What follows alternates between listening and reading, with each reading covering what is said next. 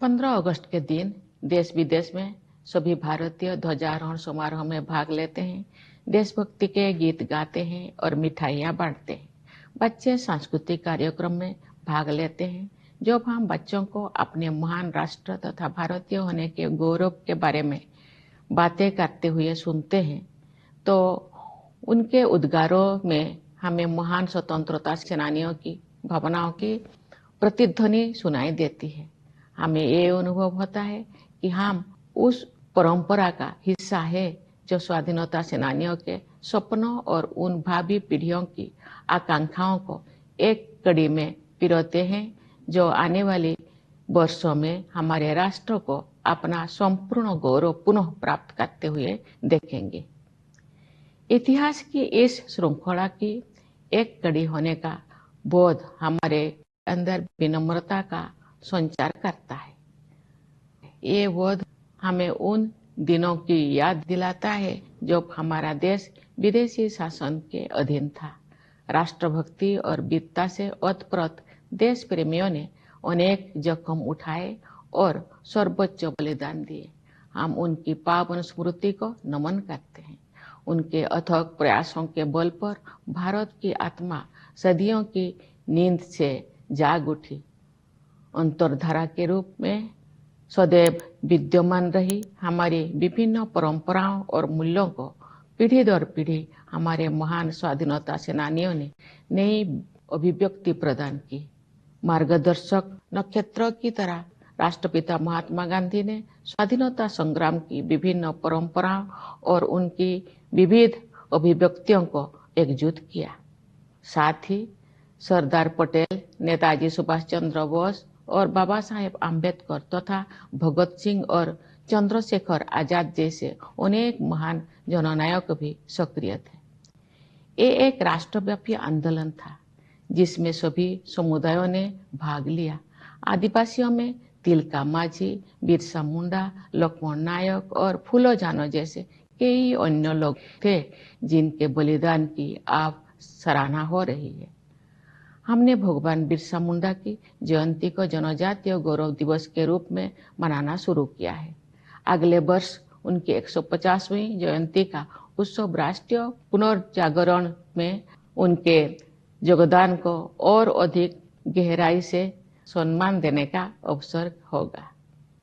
मेरे प्यारे देशवासियों, आज 14 अगस्त को हमारे देश विभाजन विभीषिका स्मृति दिवस मना रहा है। ये विभाजन की भयावहता को याद करने का दिन है।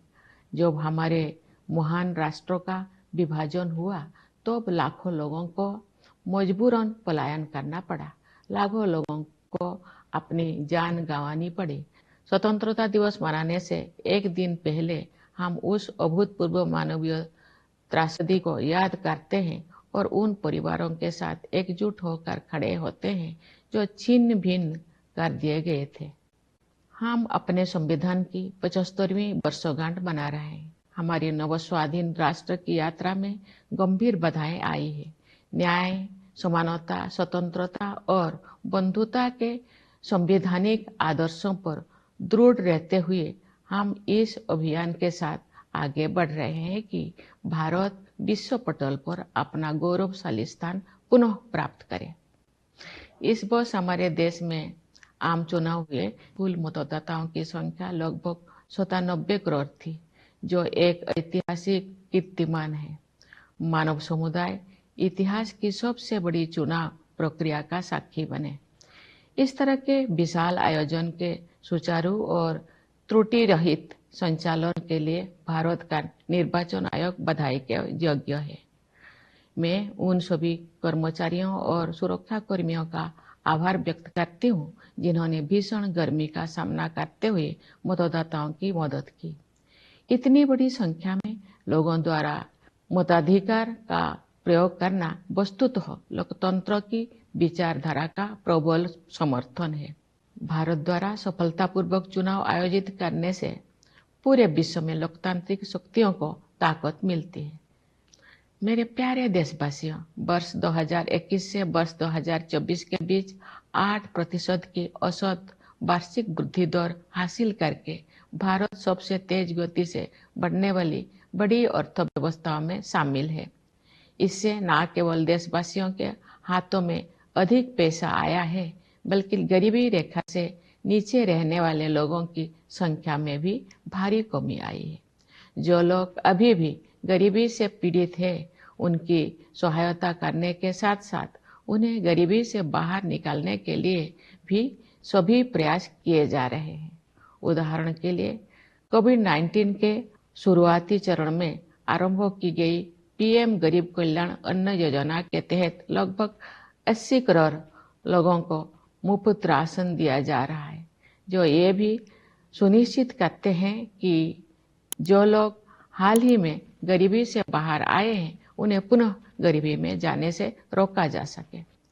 ये हम सभी के लिए गर्व की बात है कि भारत दुनिया की 5वीं सबसे बड़ी अर्थव्यवस्था बन गए हैं और हम शीघ्र ही विश्व की 3 शीर्षस्थ अर्थव्यवस्थाओं में स्थान प्राप्त करने के लिए तैयार है। ये सफलता किसानों और श्रमिकों की अथक मेहनत, नीति निर्माताओं और उद्यमियों की दूरगामी सोच तथा देश के दूरदर्शी नेतृत्व के बल पर ही संभव हो सकी है। हमारे अन्नदाता किसानों ने उम्मीदों से बेहतर कृषि उत्पादन सुनिश्चित किया है। ऐसा करके उन्होंने भारत को कृषि क्षेत्रों में आत्मनिर्भर बनाने और हमारे देशवासियों को भोजन उपलब्ध कराने में अमूल्य योगदान दिया है। हाल के वर्षों में इंफ्रास्ट्रक्चर को काफी बढ़ावा मिला है।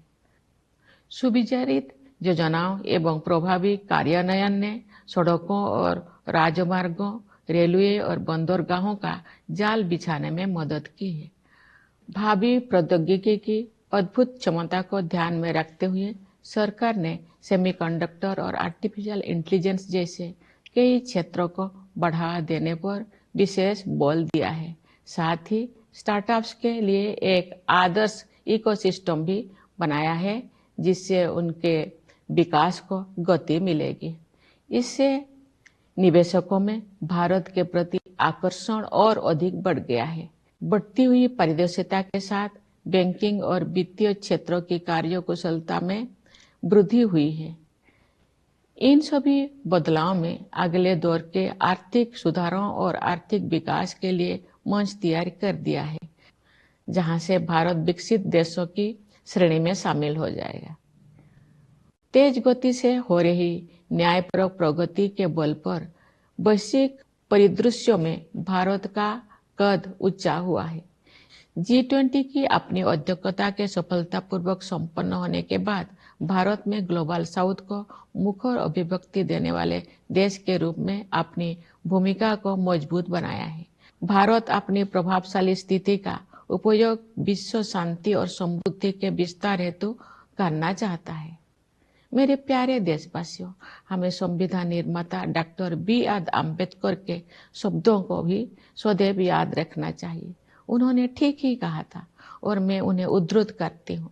हमें अपने राजनीतिक लोकतंत्र को सामाजिक लोकतंत्र भी बनाना चाहिए। राजनीतिक लोकतंत्र तब तक नहीं टिक सकता जब तक कि उसके आधार में सामाजिक लोकतंत्र ना हो। राजनीतिक लोकतंत्र की निरंतर प्रगति से सामाजिक लोकतंत्र को मजबूत करने की दिशा में की गई प्रगति की पुष्टि होती है। समावेशी भावना हमारे सामाजिक जीवन के हर पहलू में दिखाई देती है। अपनी विविधताओं और बहुलताओं के साथ हम एक राष्ट्र के रूप में एकजुट होकर एक साथ आगे बढ़ रहे हैं। समावेश के साधन के रूप में अफर्मेटिव एक्शन को मजबूत किया जाना चाहिए। मैं दृढ़ता के साथ ये मानती हूँ कि भारत जैसे विशाल देश में कथित सामाजिक स्तरों के आधार पर कलहों को बढ़ावा देने वाले प्रवृत्तियों को खारिज करना होगा। सामाजिक न्याय सरकार की सर्वोच्च प्राथमिकता है। सरकार ने अनुसूचित जातियों, अनुसूचित जनजातियों और समाज के अन्य हाशियों के वर्गों के कल्याण के लिए अनेक अभूतपूर्व कदम उठाए हैं।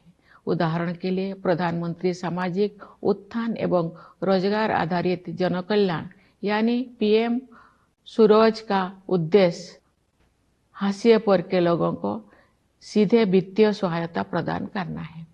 प्रधानमंत्री जनजातीय आदिवासी न्याय महाअभियान यानी पीएम जनमन ने एक जन अभियान का रूप ले लिया है। इसके तहत विशेष रूप से कमजोर जनजातीय समूह यानी पीवीटीजी की सामाजिक आर्थिक स्थितियों में सुधार के लिए निर्णायक कदम उठाया जा रहा है। National action for mechanised sanitation ecosystem यानी नमस्ते योजना के तहत यही सुनिश्चित किया जाएगा कि किसी भी सफाई कर्मचारी को सीवर और सेप्टिक टैंक की सफाई के जख्म भरे काम को हाथों से नहीं करना पड़ेगा।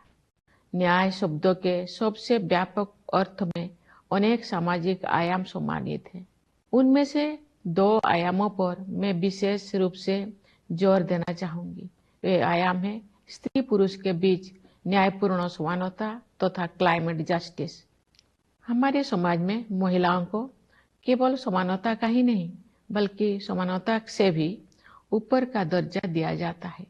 हालांकि उन्हें परंपरागत पूर्वाग्रह का कष्ट भी झेलना पड़ा है, लेकिन मुझे ये जानकर खुशी होती है कि सरकार ने महिला कल्याण और महिला सशक्तिकरण को समान महत्व दिया है। पिछले दशक में इस उद्देश्य के लिए बजट प्रावधान में 3 गुना से अधिक की वृद्धि हुई है। श्रमबल में उनकी भागीदारी बढ़ी है। इस संदर्भ में जन्म के समय बेटियों के अनुपात में हुई उल्लेखनीय सुधार को सबसे उत्साहजनक विकास कहा जा सकता है। महिलाओं को केंद्र में रखते हुए सरकार द्वारा अनेक विशेष योजनाएं भी लागू की गई है। नारी शक्ति बंधन अधिनियम का उद्देश्य महिलाओं का वास्तविक सशक्तिकरण सुनिश्चित करना है। जलवायु परिवर्तन एक यथार्थ का रूप ले चुका है। विकासशील देशों के लिए अपने आर्थिक प्रतिमानों को बदलना और भी अधिक चुनौतीपूर्ण है। फिर भी हमने उस दिशा में आशा से अधिक प्रगति की है। ग्लोबल वार्मिंग के सबसे गंभीर कुप्रभावों से पृथ्वी को बचाने के लिए मानव समुदाय द्वारा किए जा रहे संघर्षों में अग्रणी भूमिका निभाने पर भारत का गर्व है। मैं आप सभी से अनुरोध करती हूँ कि आप अपने जीवन शैली में छोटे छोटे किंतु प्रभावी बदलाव करें तथा जलवायु परिवर्तन की चुनौती का सामना करने में अपना महत्वपूर्ण योगदान दें। न्याय के संदर्भ में मैं ये भी उल्लेख करना चाहती हूँ कि इस वर्ष जुलाई में भारतीय न्याय संहिता को लागू करने में हमने औपनिवेशिक युग के एक और अवशेष को हटा दिया है। नई संहिता का उद्देश्य केवल दंड देने की बजाय अपराध पीड़ितों के लिए न्याय सुनिश्चित करना है। मैं इस बदलाव को स्वाधीनता सेनानियों के प्रति श्रद्धांजलि के रूप में देखती हूँ। मेरे प्यारे देशवासियों, आज के युवा हमारी स्वतंत्रता की शताब्दी तक के अमृतकाल को यानी आज से लगभग 1/4 सदी के कालखंड को स्वरूप प्रदान करेंगे। उनकी ऊर्जा और उत्साह के बल पर ही हमारा देश नई ऊंचाई तक पहुंचेगा। युवाओं के मनोमस्तिष्कों को विकसित करना तथा परंपरा एवं समकालीन ज्ञान के सर्वश्रेष्ठ आयामों को ग्रहण करने वाले नई मानसिकता का निर्माण करना हमारी प्राथमिकता है। इस संदर्भ में वर्ष 2020 से लागू की गई राष्ट्रीय शिक्षा नीति के परिणाम सामने आ रहे हैं। युवा प्रतिभा का समुचित उपयोग करने के लिए सरकार ने कौशल रोजगार तथा अन्य अवसरों को सुलभ बनाने के लिए पहल की है। रोजगार और कौशल के लिए प्रधानमंत्री की 5 योजनाओं के माध्यम से 5 वर्षों में 4 करोड़ 10 लाख युवाओं को लाभ मिलेगा। सरकार की एक नई पहल से 5 वर्षों में 1 करोड़ युवा अग्रणी कंपनियों में इंटर्नशिप करेंगे। ये सभी कदम विकसित भारत के निर्माण में आधारभूत योगदान देंगे। भारत में हम विज्ञान और प्रौद्योगिकी को ज्ञान की खोज के साथ साथ मानवीयता पूर्ण प्रगति के साधन के रूप में देखते हैं। उदाहरण के लिए डिजिटल एप्लीकेशन के क्षेत्र में हमारी उपलब्धियों का उपयोग अन्य देशों में टेम्पलेट के रूप में किया जा रहा है। हाल के वर्षों में भारत ने अंतरिक्ष अनुसंधान के क्षेत्र में अभूतपूर्व प्रगति की है। आप सभी के साथ में भी अगले साल होने वाले गगनयान मिशन के शुभारंभ की उत्सुकता से प्रतीक्षा कर रही हूँ। इस मिशन के तहत भारत के पहले मानव अंतरिक्ष यान में भारतीय अंतरिक्ष टीम को अंतरिक्ष में ले जाया जाएगा। खेल के जगत भी एक ऐसा क्षेत्र है जिसमें हमारे देश ने पिछले दशक में बहुत प्रगति की है। सरकार ने खेल के बुनियादी ढांचे के विकास को समुचित प्राथमिकता दी है और इसके परिणाम सामने आ रहे हैं। हाल ही में संपन्न पेरिस ओलंपिक खेलों में भारतीय दल ने अपना उत्कृष्ट प्रयास किया। मैं खिलाड़ियों की निष्ठा और परिश्रम की सराहना करती हूँ। उन्होंने युवाओं में प्रेरणा का संचार किया है। क्रिकेट में भारत ने T20 विश्व कप जीता, जिससे बड़ी संख्या में क्रिकेट प्रेमी आनंदित हुए। शतरंज में विलक्षण प्रतिभा वाले युवा खिलाड़ियों ने देश को गौरवान्वित किया है। इसे शतरंज में भारतीय युग का आरंभ माना जा रहा है। बैडमिंटन, टेनिस और अन्य खेलों में हमारे युवा खिलाड़ी विश्व मंच पर अपनी पहचान बना रहे हैं। उनकी उपलब्धियों ने अगले पीढ़ी को भी प्रेरित किया है। मेरे प्यारे देशवासियों, पूरा देश स्वतंत्रता दिवस मनाने के लिए तत्पर है। इस उल्लासपूर्ण अवसर पर मैं आप सबको एक बार फिर बधाई देती हूँ। मैं सेनाओं के उन बहादुर जवानों को विशेष बधाई देती हूँ जो अपनी जान का जोखिम उठाते हुए भी हमारे स्वतंत्रता की रक्षा करते हैं। मैं पुलिस और सुरक्षा बलों के कर्मियों को बधाई देती हूँ जो पूरे देश में सतर्कता बनाए रखते हैं। मैं न्यायपालिका और सिविल सेवाओं के सदस्यों के साथ साथ विदेशों में नियुक्त हमारे दूतावासों के कर्मियों को भी अपनी शुभकामनाएं देती हूँ।